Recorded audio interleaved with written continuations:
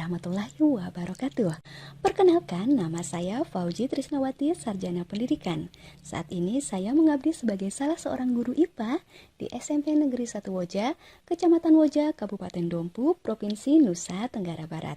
Saat ini, saya sedang mengikuti lomba video inovatif dengan tema Praktik Baik dan Aksi Nyata Guru dalam implementasi kurikulum Merdeka dalam rangka peringatan Hari Guru Nasional tahun 2022 di Nusa Tenggara Barat. Melalui video ini, saya ingin berbagi praktik baik dan aksi nyata guru dalam implementasi kurikulum Merdeka terkait pengalaman dalam mengatasi berbagai permasalahan yang saya temui selama mengajar. Pada Februari 2022 lalu, Kemendikbudristek resmi meluncurkan Kurikulum Merdeka.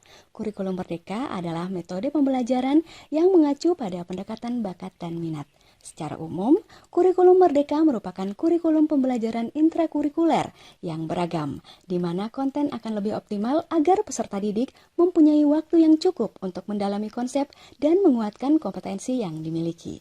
Kurikulum ini juga untuk menguatkan profil pelajar Pancasila yang dikembangkan berdasarkan tema tertentu yang ditetapkan oleh pemerintah. Salah satu tujuan kurikulum Merdeka adalah mengejar ketertinggalan pembelajaran yang disebabkan oleh pandemi COVID-19. Terbiasa dengan pembelajaran daring akibat COVID-19, sehingga saat diterapkannya kembali pembelajaran tatap muka atau luring, membuat peserta didik menghadapi situasi seperti berikut ini. 1. Peserta didik merasa malu dan enggan untuk mengungkapkan pendapat atau menjawab pertanyaan dari guru. Kedua, sering mengobrol pada saat pembelajaran. Ketiga, peserta didik merasa cepat bosan, sering keluar masuk kelas, membolos, bahkan tidak konsentrasi pada pembelajaran. Sehingga ini berimbas pada motivasi belajar yang rendah dan hasil belajar juga menjadi rendah. Situasi seperti ini tentu saja tidak boleh dibiarkan, dan saya meyakini bahwa hal ini bersumber dari cara guru mengajar dan mengelola kelas. Saya merasa tertantang untuk mengatasi masalah tersebut serta untuk mengimplementasikan kurikulum Merdeka dalam pembelajaran. Adapun aksi nyata yang saya lakukan adalah dengan langkah-langkah sebagai berikut. Yang pertama, persiapan mengajar yang matang. Saya menyiapkan perangkat pembelajaran yang menarik seperti modul ajar, bahan ajar, lembar kegiatan peserta didik, media pembelajaran seperti video pembelajaran, serta melakukan asesmen atau penilaian dan menyampaikan kegiatan pembelajaran melalui PowerPoint presentation.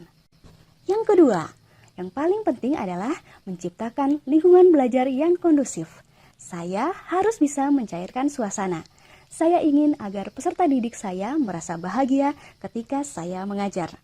Durasi pembelajaran IPA yang cukup panjang rentan membuat peserta didik merasa bosan, sehingga saya selalu menyempatkan membuat game konsentrasi di sela pembelajaran atau yang biasa disebut sebagai ice breaking. Kemudian ketiga, yang tidak kalah penting adalah pemilihan model pembelajaran yang variatif. Saya menggunakan dua model pembelajaran, yakni problem-based learning dan project-based learning. Problem-based learning dipilih karena dengan menerapkan model pembelajaran ini, maka akan menjadikan proses pembelajaran berpusat kepada siswa, sehingga peserta didik akan aktif dalam pembelajaran. Kemudian, dapat mendorong peserta didik untuk mengembangkan diri secara holistik atau menyeluruh, yaitu untuk melatih kedisiplinan, kemandirian, bekerja dalam kelompok, dan menanggapi tantangan dalam menyelesaikan suatu permasalahan. Begitu juga dengan model pembelajaran project-based learning. Kenapa saya memilih model pembelajaran ini? Karena saya percaya dengan bekerja sama dalam kelompok dan membuat sebuah proyek dapat meningkatkan motivasi belajar peserta didik untuk menghasilkan sebuah karya yang nyata.